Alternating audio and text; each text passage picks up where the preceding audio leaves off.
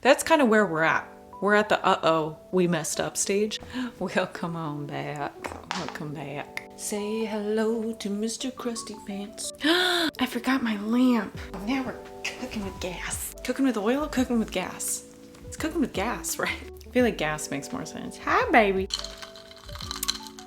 Who gave you permission? Who gave you permission to be so cute? So I just had to film today because I really needed to show off my delectable chocolate tan. I didn't want anybody to miss out on that. Hi friends, and welcome back to another episode of Everything's Killing Us Slowly, and I'm tired.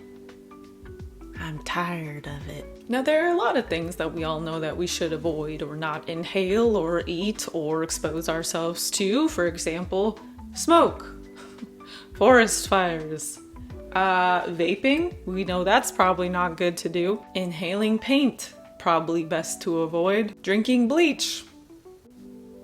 Spraying a bunch of Raid and then just letting that really soak into the pores. Inhaling a bunch of asbestos. I'm baking these as best as I can. Does anybody remember that one? So there's a lot of things like this. We know to avoid, we know icky, don't eat, don't touch, don't inhale, whatever. But what about the things we don't really think about? What about the things that we don't really know about? That's what I'm here for today, friends. So I have learned the hard way that there are a lot of toxic things in our houses and in our apartments that can cause a lot of damage. Why am I making this video now, you may ask? Because I just recently had something happen to me which reminded me I am stupid. I am a little dum-dum sometimes, and so hopefully I can prevent any other little dum-dums out there from doing the same. This first hidden toxic product is dirty air filters. Now I had moved into my current residence about 9 months ago. Unbeknownst to me, there were no filters in my HVAC system. I didn't think to check. I don't know why I didn't think to check. I just kind of assumed that they would be in there. Fast forward a couple months, I finally popped some in there. I didn't really give it a second thought. The system is kind of weird, like the way I have to put in the filters is very strange. But anyways, fast forward to a few days ago. Every morning I was waking up tired. My eyes were atrociously dry. I had severe purple eye bags. My nose was all stuffed up. I was just feeling like crap. I could not figure out what the heck was causing this. So after doing all my digging, after looking into countless different possibilities of what this could be, I really was convinced it was mold. I know mold is a massive issue in Florida. I had a guy come out just a few days ago. He did moisture readings. He was like checking a few different things. He really was convinced that it was not mold. He kind of looked at me funny and he's like, I don't really see anything. I'm doing my little research, okay? I'm doing my digging. I'm trying to figure out what's going on because I was determined to get to the bottom of this. Guess who didn't change her air filters for 8 months? 8 months. Do you know how often you're supposed to change your filters in a place like Florida if you have sensitivities to mold and other allergens? 30 days. 30 days. So I was breathing in severely dirty, contaminated air for many months. So immediately I went to go change out my filters. They were filthy. So I had the 2 air filters in my HVAC system, which I changed out, and both of them were absolutely disgusting. Like they were visibly so dirty and so full of like dust and dirt and fuzz. Just, it was so bad. And then I have these 2 smaller little HEPA filters running in my bedroom and in my living room that I changed out. And the one in my living room was a little dirty, like it definitely needed to change. But the one in my bedroom was disgusting as well. So I learned the hard way that clean air is very important for a healthy, functioning body. When filters get clogged like that, they stop trapping all of the things they're supposed to trap. They stop trapping mold spores, they stop trapping VOCs, dust, dirt, pollen. So all of this dirt and gunk is just being breathed in by you 24/7. And I'm here to remind you to change your air filters, okay? If you live in an apartment and you can't access that, please contact your handyman and ask him to change your filters. And if you live in a place like Florida, where it's especially moldy, it's really humid, you should be changing those bad boys at least every couple months, okay? If you're sensitive, if you're somebody like me who has a lot of allergies, change them every 30 days. So jumping off of that, the second thing that a lot of people don't realize is very important to be aware of in your house, in your apartments, your condo, whatever, is mold. Now, a little bit here and there is normal, okay? It's really hard to completely avoid mold, especially when you live in such a humid climate like I do. However, Mold releases mycotoxins. And what do these mycotoxins do? They cause fatigue, brain fog, skin issues. They can even cause immune dysfunction. So mold is really no joke, man. Like, you want to get that treated ASAP, okay? Best thing that you can do, prevent it. Once it starts, it can spread, and very easily. So for me, I like to run dehumidifiers throughout my house. I have one big one kind of in my main area, and then I have a couple smaller ones, and they fill up fast. They fill up very, very, very fast. The goal, what you want to aim for, is keeping that humidity under 50%. Anything over that, and that's when mold really starts to creep in, okay? That's when it really starts to take root and can spread very easily. If you come home and you smell that kind of musty smell, do not ignore it. It's a warning sign and you need to take care of it. The third hidden toxin in a lot of homes is synthetic fragrance and synthetic candles. Now I know we all want our space to smell good. I love coming home and I love having like a fresh scent, okay? I do light a lot of candles. I do like having some like little diffusers going, but the issue lies in the type of fragrance that you're using. The reality is that most candles use paraffin wax, which is a petroleum byproduct. They are then loaded with synthetic fragrances, which are loaded with phthalates, and these disrupt your hormones and they irritate your lungs. There's nothing good about lighting these in your home. And honestly, it's hard. It's hard to find the right products because a lot of people do that greenwashing where they market it as like really natural and good for you.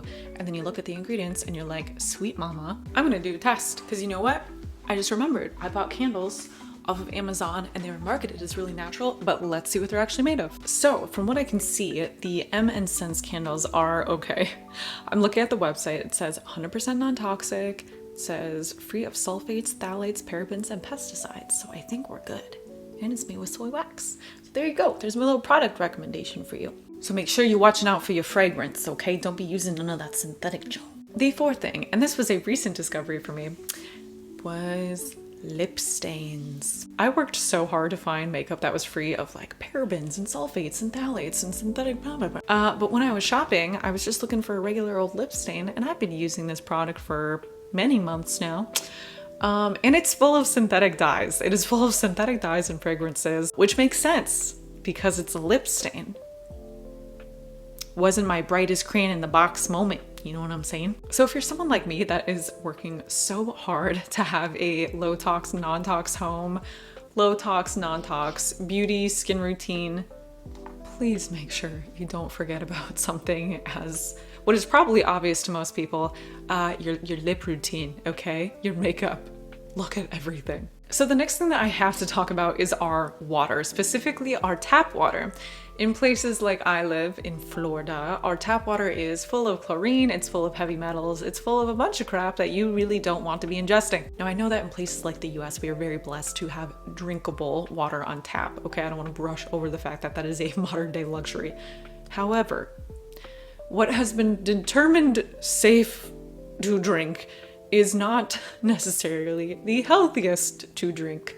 Even safe levels can end up accumulating over time and can really do some serious damage. Now there are very simple, quick solutions to this. You can also get a little more extreme and do something like I did, which is install a water purifier system in your home, like a reverse osmosis system.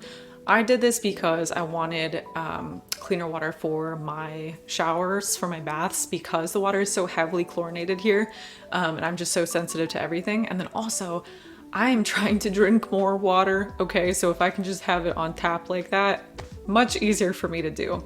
But there are systems that you can use, like I've done for apartments, which is like clearly filtered. They have great systems. There's also another one, a Berkey. I don't want to gloss over the fact that these are expensive. It is an investment.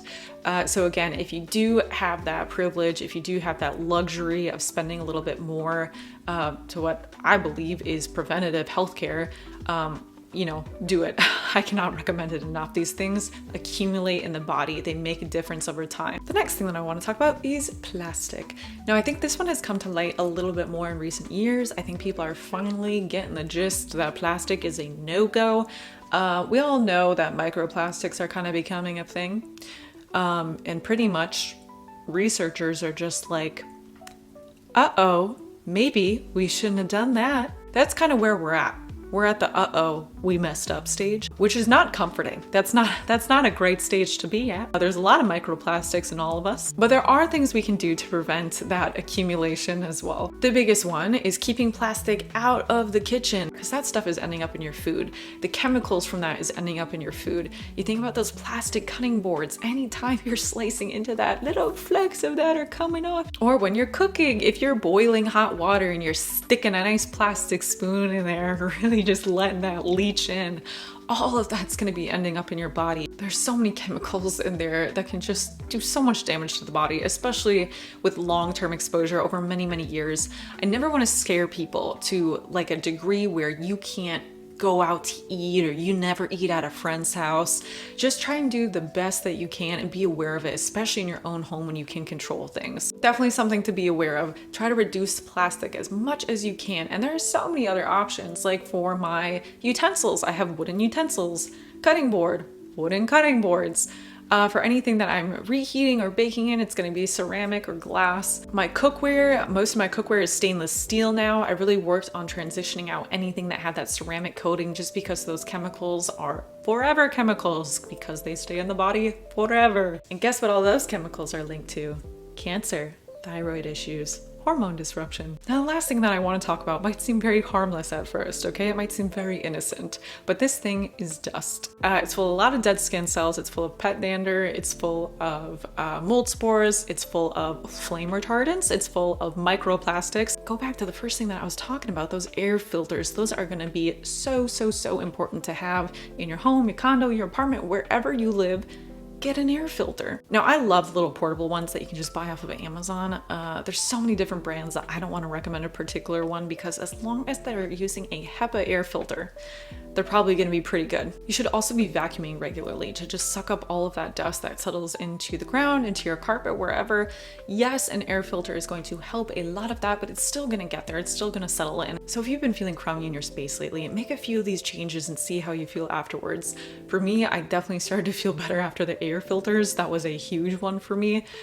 So that would be my first recommendation, is to go change those and see how you feel, see if you're getting a better night's rest. Thank you guys so much for watching. I hope this video was helpful for you. If you make any of these changes, let me know in the comments below. For me, my effects were pretty immediate, so I'm dying to know if any of you try it and you see some improvement in your life as well. Did you know that they make HEPA air filters for your car? I just learned that yesterday and I just bought one. I'm so excited. I love being a crunchy little lady. All right, guys, I hope you have a fabulous week. Don't forget to change your air filters, because you might be breathing a bunch of toxic crap.